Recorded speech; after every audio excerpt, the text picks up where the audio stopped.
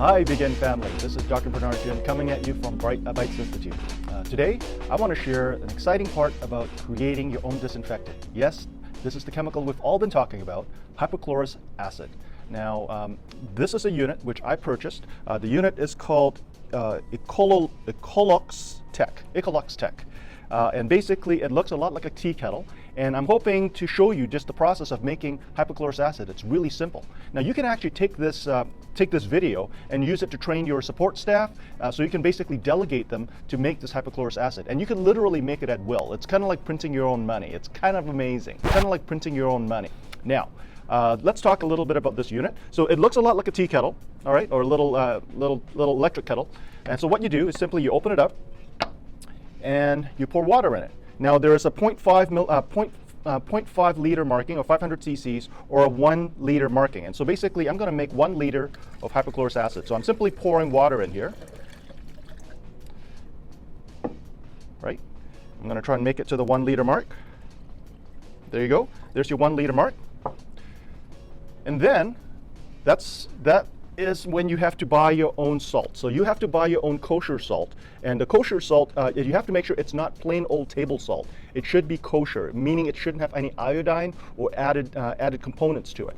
And they give you a little scooper, which is basically 1 gram. So you take 1 gram of kosher salt, you put it into the water, and then you put 1 gram for every 500 cc's. So because there's a liter in here, you're putting 2 grams. Okay, so 2 grams of kosher salt. Now that you've done that, that's great. You could actually run it as is, but the recommendation is that we actually add vinegar, so plain white vinegar, into this mix. And you want to add 1 teaspoon. Okay, so I have a little teaspoon measuring device here, measuring spoon. I'm just putting a teaspoon of plain old white vinegar, kitchen vinegar. Boom. Okay. Once I've done that, it's a matter of just closing the lid and turning it on. So I'll show you what I mean. So I put the lid back on, and I just want to show you the rear of this. Hopefully you can see this. There are actually 3 lights, 3 signals here. So you can press it once, and you'll notice the light comes on. That's for making 50 parts per million of hypochlorous acid. You press it again, now you're going to make 100 parts per million of hypochlorous acid. You press it one more time, and it becomes 200 parts per million, which is the disinfectant concentration that we want. And basically, this unit, if you look closely, it is actually now making its own hypochlorous acid, okay, because it's undergoing electrolysis. And basically, by touching this, you'll notice it doesn't get hot or anything. It's just chemistry, okay? It's just basically electrolysis. Now, what they'll also provide you with is 2 testing papers. One is for detecting pH, and the other one is for parts per million, okay? And lastly, they'll give you an instruction sheet. But basically, that's what I'm covering today. Now, this unit will shut itself off, and after it shuts itself off, you're basically good to go. And I will be talking about that after this unit runs. Now, this whole process that I've hit it'll probably take about a good 5 minutes. All right, I'll check back with you shortly.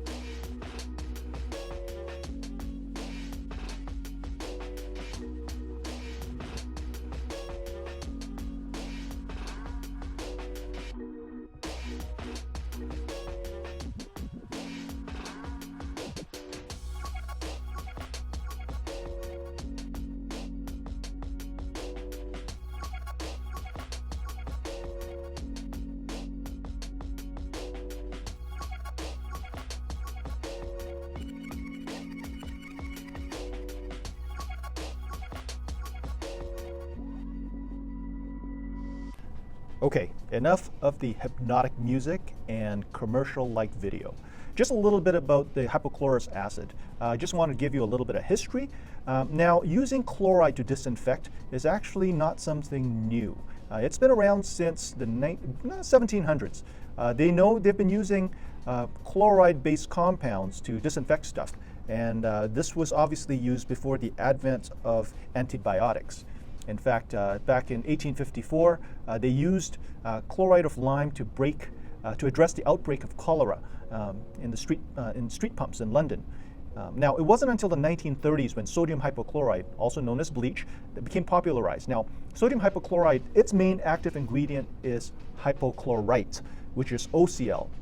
Now, sodium hypochlorite bleach has a pH of 11 to 13. That's why it's not very effective. Now, compared to hypochlorous acid is 80 to 100 times more effective in killing bacteria and microbes than sodium hypochlorite, than bleach. So having said that, it isn't any wonder why we should be utilizing it. Now, in terms of the hypochlorous acid, the goal is to keep the pH somewhere between 4 and 7, because at that pH you have the curve, and that curve shows you that most of the active ingredients, which is HOCl, is present. Whereas once you let the pH go up, such as when it goes to more than pH 7, the hypochlorous compound, the HOCl concentration drops, and then the effectiveness of killing bacteria and microbes, including viruses, is diminished. So on that note, the way we would determine the effectiveness of the solution is to measure the pH. Just as a little side note, for those of you who are freaking out about the use of hypochlorous acid, ophthalmologists, eye doctors, have been using hypochlorous acid to treat preocular skin conditions. And they're using HOCl at 100 parts per million. And that's for application in the eye for 20 minutes, just to put things in perspective. Now, as you guys know, HOCl is also used to treat in agriculture, plants, and food-based products. I mean, a lot of the vegetables that we eat straight out of the box, guess what? It's been treated with HOCl solutions. So just to put things in perspective, it is a very safe solution. You can actually swish with it. Some of our doctors are using it for patients to swish with before they actually treat them. It's a great disinfectant for use on surfaces, and if you want to use it in a misting format by using, let's say, a fogging machine, by all means, go for it. All right, so the machine's about done.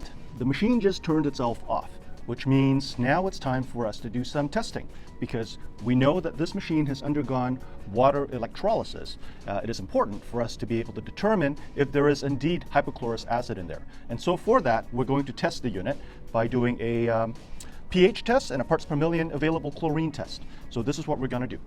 All right, so along with the kit, you're actually provided with two boxes of testers. One is basically a pH test, and the other one is basically a parts per million available chlorine test. And this is what we're going to do. I'm just going to put this instruction sheet aside, and what I have here is simply a white plate.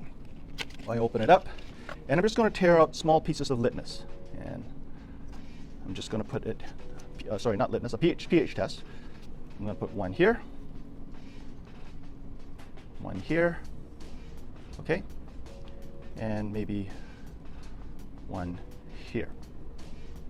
All right, so that's for pH, and then this one is for parts per million.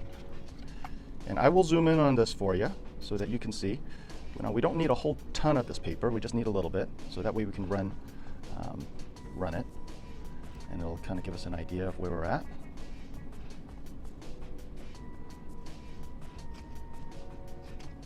All right, so that's our 3 tests. So now the first thing I'm going to do is I'm just going to take this hypochlorous acid, and I'm probably going to just pour it. That's probably the most sensible thing to do, because I don't have an eyedropper that is clear. So I'm just going to basically pour it, and hopefully you can see that. So I'm just going to pour it. All right, and now I'm just going to take this. Let's see if I can get you to zoom in here. Okay, that's better. All right, so this liquid here is my hypochlorous acid, and I'm just basically going to touch the pH test to the hypochlorous acid. Watch what happens. It turns bright yellow. Okay, and then the parts per million, we're going to touch it. Notice it turns jet black. All right, and just to show you, yellow here represents pH of about between 5 and 6. All right, and then the parts per million has a pH, in this case it's black, so we're looking at approximately 200 parts per million of available chlorine, which means this is a very effective solution for killing bacteria. Now, let's also test it with vinegar. So I have vinegar here, just since we want to have a sort of a control. So this is vinegar. I'm just going to put a drop of vinegar on the pH paper. And you'll notice it turns to about red, dark red, or orange. So that's about pH between 1 and 3. All right? Now if I do the same thing with the available chlorine, nothing. It just stays white. And I also happen to have bleach. So this is sodium hypochlorite, this is bleach. Now same thing, I'm going to take the bleach, I'm going to touch it to this liquid, this paper, and it turns dark blue. So that's about a pH of about 12 or 13. Okay, so pH 12 or 13. I'm going to do the available chlorine test also on this. And you notice it's not really very much. Like you'll notice it kind of turned gray just a little bit, and then it turned white. And that's approximately about 10 to 20 parts per million of available chlorine, which means it's not really that effective. So basically, let's see if I can. Okay.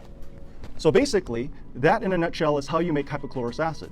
I hope this video was informative and useful for you, and I look forward to hearing what you guys think about making your own hypochlorous acid. Till then, this is Bernard Jin signing off. Cheers.